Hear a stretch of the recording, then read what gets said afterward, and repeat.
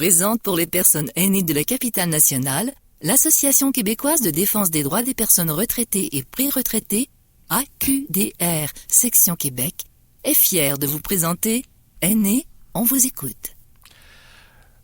Bonjour auditrices et auditeurs de Aînés, on vous écoute et bienvenue à cette émission en remplacement de Judith Gagnon aujourd'hui. Le président de l'AQDR, j'ai le grand plaisir de recevoir aujourd'hui Claudia Aulo, qui est auteure Grandir comme proche aidant. Et puis, Claudia est auteure de, bien sûr, conférencière et leader de la carrière au mouvement Desjardins, où elle évolue depuis plus de 25 ans. Elle est bachelière en finance de l'Université Laval et détentrice d'un certificat en orientation. Le diagnostic de la maladie de sa mère, alors qu'elle n'avait que 15 ans, et l'accompagnement de cette dernière les 30 derniers mois de sa vie, lui ont inspiré un premier livre, Grandir comme proche aidant, publié aux éditions La Roupille, dans lequel elle partage 12 clés pour accompagner un être cher. Elle vient de terminer un congé sabbatique où elle a fait une tournée de conférences à travers le Québec pour mieux outiller les personnes proches aidantes. Bonjour Claudia. Bonjour Monsieur Lavalière. Et bienvenue à cette émission Aînés, on vous écoute. Donc, je suis convaincu que beaucoup de gens sont très attentifs et anxieux de savoir ce que vous avez à lui apprendre. Selon le portrait de la proche aidante au Québec, je lisais qu'un adulte sur 3 est actuellement proche aidant. C'est donc beaucoup de gens qui accompagnent un proche, n'est-ce pas? Bien, tout à fait, vous avez raison. Et c'est un sujet qui me tient particulièrement à cœur parce que on dénombre à peu près 2,4 millions de Québécoises et Québécois actuellement qui sont touchés par la proche aidance là, de près ou de loin. Mais ce qui me préoccupe davantage, c'est le fait que 35% de ces gens-là ne se reconnaissent pas nécessairement comme proches aidants, ce qui fait en sorte qu'ils n'ont pas nécessairement le réflexe de recourir aux ressources existantes, frapper aux portes des nombreux organismes qui existent à travers le Québec, et encore moins le réflexe d'aller chercher les crédits d'impôt qui existent au fédéral et au provincial. Et justement, si vous me permettez là de faire une petite parenthèse là-dessus, on est en période d'impôt, de déclaration fiscale présentement. Donc, j'aimerais inviter les auditeurs à prendre en note, dans le fond, qu'il existe 4 mesures fiscales au fédéral. Par exemple, le montant canadien pour aidants naturels, le crédit d'impôt pour l'accessibilité domiciliaire, le crédit d'impôt pour la rénovation d'habitations multigénérationnelles et même chose du côté du crédit pour personnes handicapées. Et fait que ça, c'est du côté fédéral. Et du côté provincial, il y a 4 autres mesures qui peuvent s'appliquer selon la situation de la personne. Donc, le crédit d'impôt pour personnes aidantes, le maintien à domicile, les frais engagés pour un aîné, par un aîné là, qui veut maintenir son autonomie à la maison ou, comme je le disais tantôt, là, le crédit d'impôt pour personnes handicapées. Je prends le temps d'ouvrir la parenthèse parce que ma collègue fiscaliste me disait que seulement 5% des gens en ce moment vont chercher les montants auxquels ils ont droit. Donc, je fais un petit coucou ici pour vous inviter à parler avec votre comptable et fiscaliste puis à essayer de vérifier y a-t-il des mesures là-dedans qui s'appliquent à votre situation. Très intéressante suggestion pour les personnes aînées et on les invite, comme vous dites, là, à aller consulter puis à bien bénéficier de ces cours qui sont disponibles. Dites-moi, à partir de quand devient-on proche aidant? C'est une excellente question parce que je me rends compte que les gens, des fois, ont une idée préconçue. Donc, on peut être proche aidant auprès d'un parent. On peut être proche aidant auprès d'un enfant, évidemment, d'un conjoint, d'un ami ou d'un voisin. Donc, la proche aidance a plusieurs visages, comme vous pouvez voir. Et contrairement à ce que plusieurs pensent, on n'a pas besoin d'être à temps plein habité avec la personne qui a besoin de soins ou qui est atteinte d'une maladie. Tantôt, je vous parlerai de mon cas. J'étais proche aidante les mardis pour donner du renfort à mon papa qui était le proche aidant principal, mais j'habitais pas avec ma mère. Donc, dès que la personne, là, vous faites des courses pour un proche, vous allez à des rendez-vous médicaux pour lui, vous payez ses factures, vous faites de l'entretien ménager ou allez faire les courses, ben c'est ça, être proche aidant. Hein? Fait que c'est pas nécessairement 24 heures sur 24. Puis comme je le disais tantôt, ben souvent, il faut être plusieurs proches aidants parce qu'il faut se relayer.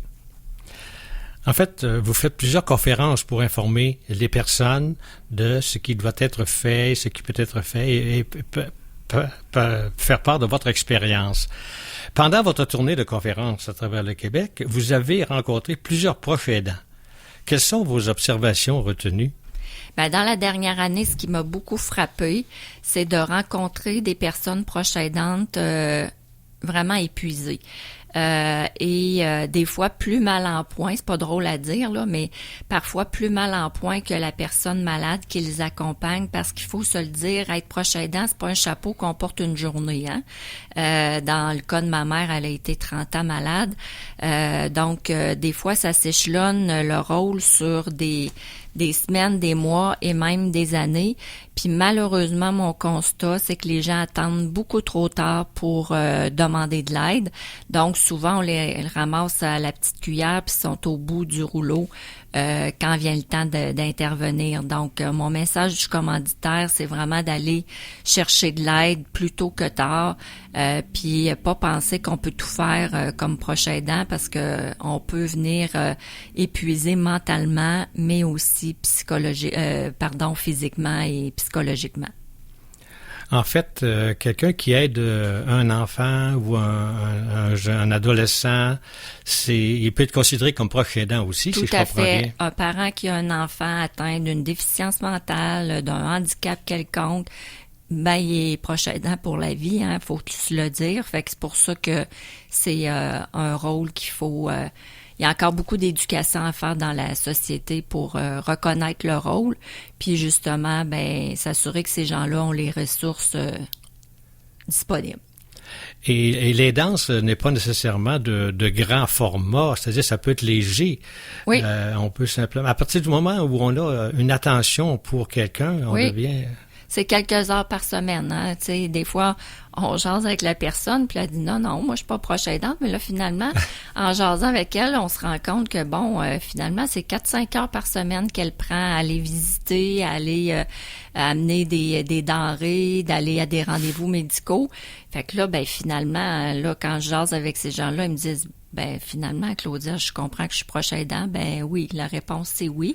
Ça veut pas dire par contre qu'au niveau fiscal, ça vous rend éligible automatiquement pour avoir toutes les mesures que je vous ai nommées tout à l'heure, mais parce que la loi a aussi ses définitions, mais oui, quand on dit qu'au Québec, il y a un adulte sur 3 qui est présentement proche aidant, ça l'inclut tous ces cas de figure-là. J'ai la conviction que beaucoup de proches aidants s'ignorent. Oui, c'est ça, puis c'est ça qui fait que j'ai observé dans la dernière année que ils vont pas chercher les ressources et ils font pas appel aux organismes qui existent, puis des organismes, là, il y en a plus de 300 à travers le Québec. J'en ai rencontré plusieurs dans la dernière année et ils sont là justement en attente de répondre aux besoins là, des proches aidants. Fait que c'est pour ça que dans mon livre, je prends un soin particulier pour faire connaître ces ressources-là qui sont malheureusement souvent trop méconnues. Alors, bien sûr, la porte d'entrée pour une personne qui ne s'y connaît pas beaucoup, j'imagine qu'il faut qu'elle communique avec des organismes bénévoles ou bien qu'on achète le livre pour avoir les références. Tout à fait, mais vous allez voir dans mon livre que je parle je donne un exemple de l'organisme national L'Appui, qui est partout à travers le Québec et qui a, par exemple, un service 7 jours sur 7 de 8 heures du matin à 20 heures le soir. Et le personnel, là, des vrais humains là, qui sont là au bout de la ligne, va écouter le besoin du proche aidant, puis selon sa situation, va l'aiguiller vers le bon endroit. Fait que ça peut être une bonne avenue que je mentionne dans mon livre, parce qu'on s'assure qu'à travers le Québec, c'est une belle porte d'entrée après ça pour être pris en charge. J'ignore s'il y a d'autres organismes qui s'occupent de l'appui, mais l'AQDR parraine l'appui. C'est un organisme qui est vivant, qui est actif. Oui, tout à fait. Oui, puis qui a avantage, un secret bien gardé, comme on dit. Écoutez, vous avez été vous-même justement proche aidante auprès de votre mère en raison d'une maladie dégénérative, je crois. Oui. Pouvez-vous nous en parler un petit peu davantage? Ben oui, dans le fond, une petite tranche de vie quand j'avais 15 ans. Ma mère en avait 39. Elle a été hospitalisée d'urgence à l'Hôtel-Dieu de Lévis et une jeune médecin là, lui a diagnostiqué sa maladie qui s'appelle une polymyosite sévère. Que probablement peu de gens connaissent parce que c'est une maladie orpheline. Mais si je vous fais un résumé, c'est vraiment une maladie musculaire dégénérative. Donc, les muscles s'atrophient, puis ensuite de ça, ça dure quelques années. Donc, elle a frôlé la mort à 39 ans, mais ma mère avait vraiment une réelle détermination à vivre. Elle voulait nous voir grandir, ma sœur et moi. Donc, après 4 mois d'hospitalisation, elle est revenue à la maison. Mais mon rôle à moi, je vous dirais, parce que 15 ans, j'étais jeune, je suis devenue plus sa proche aidante, si on veut, officiellement, les 30 derniers mois de sa vie, où là, j'ai décidé de travailler chez Desjardins 4 jours semaine pour lui consacrer tous mes mardis, puis donner du répit à mon papa là qui était proche aidant à temps plein. Puis mon rôle a été beaucoup avec ma maman de l'aider à réaliser sa wish list, donc tous ses souhaits qui lui tenaient à cœur en fin de vie là. Donc j'ai été comme si on veut là facilitatrice à ce moment-là. Donc c'est l'expérience là qui m'a fait découvrir que on va tous un jour ou l'autre devenir proche aidant. On sait pas quand, on sait pas auprès de qui, mais les statistiques sont pas mal révélatrices. En fait, le fait de devenir proche aidante, comme vous le dites si bien, cela a évité à votre mère de se retrouver dans un CHSLD ou autre organisme du genre. Tout à fait. Puis c'est ce que j'explique dans mon livre, c'est que dans le fond, tout le monde rêve de finir leur jour à domicile, mais très peu y arrivent. Je pense qu'il y a 1 personne sur 10 qui décède à la maison. Mais ces 30 mois-là, grâce à des clés que je partage dans mon livre, fait en sorte que ma mère, elle a été à la maison 30 mois, en compagnie de mon papa, évidemment. Et tout ça a permis, grâce à une équipe multidisciplinaire qui est venue se greffer autour de mes parents pour donner des soins à domicile, ça a évité justement d'avoir à la placer toutes ces années-là jusqu'à la fin de sa vie. Ma mère a fait seulement 1 semaine aux soins palliatifs les 7 derniers jours, mais ça a été vraiment... pour mon père et ma mère, vraiment un cheminement, comment je pourrais dire, dans les circonstances là parfait, mais ils ont dû s'entourer vraiment d'experts là pour s'assurer qu'elle avait les soins à la maison pour y arriver. Alors, c'est une demande qui peut être faite par les gens qui sont dans cette situation. Tout à fait. Similaire. Puis la porte d'entrée, souvent, c'est le CLSC. Mon père, dès que ma mère a eu son diagnostic de fin de vie, les médecins pensaient qu'il restait 3 mois à vivre, mais elle a vécu 30 mois, justement, grâce au fait qu'elle a pu rester à la maison. Les gens, à ce moment-là, mon père a eu le réflexe très tôt d'aller cogner à la porte du CIS de Chaudière-Appalaches, où là, est entré dans le portrait un travailleur social qui vient analyser la situation. Et là, après ça, le travailleur social est venu faire intervenir une infirmière infirmière, l'ergothérapeute pour que ma mère ait son lit d'hôpital à la maison, des fauteuils adaptés, etc. Après ça, la nutritionniste qui est venue stabiliser son poids parce qu'elle était rendue à 90 livres à un moment donné. Donc, avoir un menu riche en matière grasse et tout ça. Et le médecin de famille qui, à ce moment-là, a accepté de venir à la maison faire les visites hebdomadaires. Donc, tout ça, c'est les conditions de succès qui ont permis à ma mère de rester à la maison. C'était bravo, félicitations. C'est un bel hommage. Qu'est-ce qui vous a inspiré votre livre Grandir comme proche aidant? Ben, dans le fond, suite au décès de ma mère, je vous dirais que un week-end de Pâques, j'ai vécu une expérience assez spéciale, comme on dit. Je me suis assise devant mon ordinateur et là, j'ai vraiment eu un élan d'inspiration qui a duré 4 jours consécutifs. Donc là, j'ai écrit devant mon ordi comme si quelqu'un me disait quoi écrire. Et là, fait que là, ça a duré vendredi saint, samedi de Pâques, dimanche de Pâques, lundi. Et là, le lundi soir, j'ai appelé mon papa, puis j'ai dit là, papa, j'ai les mains mortes, j'ai les bras morts. J'ai écrit tout le week-end parce que j'avais comme une petite voix qui me dictait quoi écrire et je pense que je viens d'écrire un livre. fait que c'est comme ça que c'est arrivé. Des fois, les gens choisissent un jour, ils disent j'aimerais ça écrire un livre. Ben moi, c'est le livre qui a décidé de venir s'insérer dans mon agenda. Et un an plus tard, évidemment, là, j'ai pas gardé ce brouillon-là comme ça. Je l'ai raffiné. Et un an plus tard, ben j'ai la maison d'édition La Roupille là qui a eu un coup de cœur pour mon manuscrit et qui a décidé de le publier à mon grand bonheur. Donc pour faire un résumé de à quoi sert mon livre, pour moi, c'est que vu que j'ai réalisé qu'on va tous être proches aidants un jour ou l'autre et qu'on n'apprend pas ça à l'école, en tout cas moi j'ai pas appris ça à l'école, ben là je me suis dit je vais préparer un coffre à outils pour je suis une fille pragmatique, donc je vais préparer un coffre à outils pour les personnes proches aidantes. Donc 12 chapitres et chaque chapitre se termine avec des références utiles, des organismes comme je disais tout à l'heure qui gagnent à être connus. Puis tant qu'à faire, ben je donne des devoirs à faire. À la fin de chaque chapitre, je donne des questions de réflexion pour que les gens, ben, ils se mettent en action. Hein. Il y a trop souvent des fois des gens qui disent ben un jour je vais faire ci, je vais faire ça.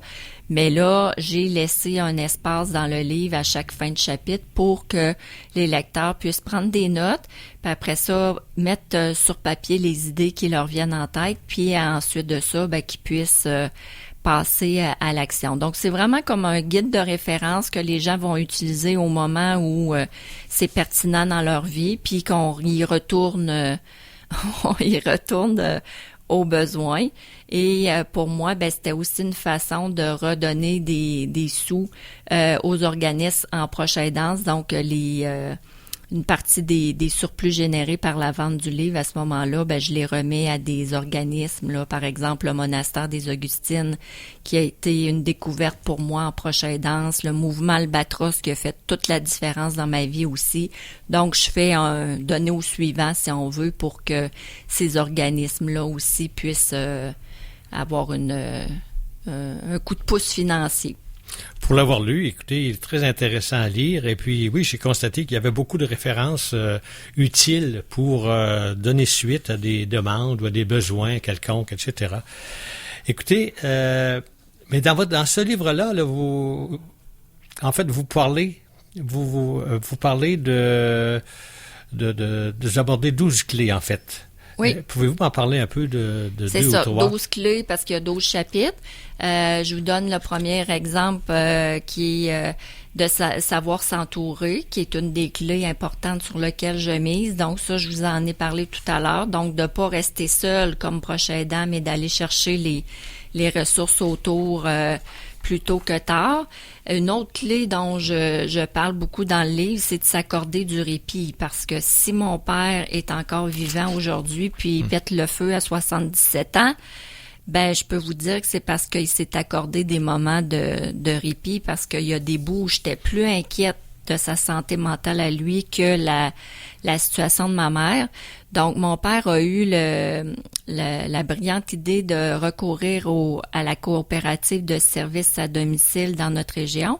Et c'est une dame qui venait, selon ses besoins à lui, prendre le relais puis venir assurer une présence auprès de ma mère pendant son absence. Donc, ça lui a permis, là, il partait pas longtemps, mais il partait des fois 2 heures pour faire une piste de ski de fond l'hiver, une piste de vélo l'été, et de garder ses implications, parce que mon père est très impliqué dans plusieurs conseils d'administration, donc de garder sa santé mentale vivante, puis les relations avec l'extérieur de la maison, au lieu d'être toujours dans un contexte de maladie, tout ça. Donc, mon père dit toujours, pour prendre soin de quelqu'un, faut d'abord prendre soin de soi, puis il a été un beau modèle par rapport à ça. Donc, ça, c'est une autre clé que je mets en lumière. Puis, il y en a une autre que c'est, parler de la mort, ça fait pas mourir. Puis ça, je le dis souvent à la blague, mais il y a bien trop de familles au Québec qui abordent pas ces vrais échanges-là avec leurs proches. Puis selon moi, c'est notre devoir de dire à nos proches c'est quoi nos dernières volontés. Donc, si mon père, ma sœur et moi, on est en paix aujourd'hui suite au décès de ma mère Nicole, c'est qu'on a exaucé à la lettre ses dernières volontés, mais pour ça, il a fallu en parler quand elle était vivante et je veux dire, capable de l'exprimer. Et donc, c'est important, là. Des fois, je dis aux gens, samedi soir prochain, faites-vous une petite fondue, puis parlez de ça avec votre entourage. Mais, tu sais, sans blague, ça évite les chicanes de famille, puis ça nous permet d'être en paix, puis ça permet à la personne qui les exprime, ses volontés, de aussi être en paix, puis de dire, la journée où je vais quitter, allez voir tel papier dans tel dossier, c'est là que j'ai mis ça à jour pour pas qu'il y ait de surprise non plus, là. Fait que c'est le genre de sujet que j'aborde comme clé. Et quelle est la clé pour déterminer les gens qui hésitent, ne savent pas s'ils ont besoin ou pas de besoin, puis qui sont en fait, qu'est-ce qui peut déclencher l'élan pour aller demander de l'aide à certaines personnes? Je pense qu'il faut pas attendre trop. Donc, à ce moment-là, c'est comme je le disais tantôt, il y a l'appui qui peut être une bonne référence pour expliquer la situation que vous vivez, parce qu'il n'y a pas une famille qui vit la même contexte. Donc, d'aller expliquer plus précisément ce que vous vivez. Puis après ça, d'être conseillé en conséquence. Puis des fois, c'est pas un accompagnement à temps plein, mais ils vont vous aiguiller vers la bonne ressource qui peut venir vous appuyer. Fait que, tu sais, c'est éviter d'attendre trop tard puis d'être épuisé pour tout de suite lever le flag puis savoir aller chercher de l'aide. Pour les personnes qui seraient intéressées à se procurer votre livre, oui. Ils peuvent se le procurer à quel endroit? Actuellement, mon livre est dans les librairies ici de la région de Québec, par exemple. Les gens souvent vont se le procurer chez Renaud Bré. Sinon, de le commander dans vos librairies locales, parce que souvent on aime aussi encourager notre libraire du coin. Le Monastère des Augustines a aussi mon livre sur place dans le Vieux-Québec ou en ligne, parce qu'il y a des lecteurs qui aiment avoir la version électronique pour lire ça sur une liseuse. Donc, vous pouvez trouver ça sur le site du Monastère des Augustines ou sur Amazon. Et pour ceux qui sont intéressés à venir me rencontrer, je serai au Salon international du livre de Québec le samedi 13 avril prochain. Donc, ça me fera plaisir de faire en même temps des dédicaces aux lecteurs intéressés, puis de jaser avec vous. Sinon, ben j'ai créé il y a quelques mois ma page Facebook Grandir comme proche aidant. Donc, je vous invite en tant qu'auditeur, auditrice, à aller cliquer sur ma page Facebook. Et c'est là, dans le fond, que je partage toutes les ressources utiles que je découvre. J'en découvre honnêtement, Monsieur Lavallière, à chaque semaine, des nouvelles ressources utiles dans la région de Québec. Ben, je partage puis je relais l'information via ma page Facebook Grandir comme proche aidant pour faire connaître les secrets bien gardés. Est-ce qu'il y a un kiosque en particulier où on peut vous rencontrer? Oui, bonne question. C'est le kiosque 433 où la maison, dans le fond, les gens doivent chercher les éditions, La Roupille, qui aura le kiosque, et moi, je serai là comme auteur de La Roupille, kiosque 433, le samedi 13 avril prochain. Donc, j'attends les gens en grand nombre, parce que c'est toujours un plaisir de rencontrer les gens en présence, si on veut, là. Alors, ce sera une première pour vous d'être au kiosque C'est ma deuxième année. Ah, deuxième année quand même. Oui, j'étais là l'an dernier et c'est pour ça qu'on renouvelle cette année, parce que des proches aidants, comme on dit, vous en avez...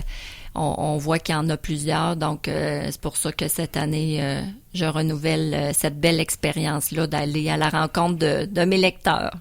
Ben, j'invite tous les auditeurs et auditrices à aller au salon du livre, ou bien d'aller sur en fait l'adresse mentionnée tout à l'heure, pour prendre connaissance de ce livre-là. Je pense que je vais aller une petite mine d'or pour les personnes qui se considèrent proches aidants ou qui pensent le devenir. Alors, Claudia, merci beaucoup pour cette belle entrevue et ces informations riches pour nos aînés. Alors, je vous souhaite beaucoup de succès. Ben, merci à vous et une belle fin de journée. Merci beaucoup. Alors, je vous salue, auditrices et auditeurs de Aînés, on vous écoute. Je vous convie pour la semaine prochaine, même heure, même poste. L'Association québécoise de défense des droits des personnes retraitées et pré-retraitées, AQDR, section Québec, est fière de vous avoir présenté Aînés, on vous écoute. Pour connaître tous les services offerts, visitez le aqdr-québec.org ou encore téléphonez au 418-524-0437, poste 0.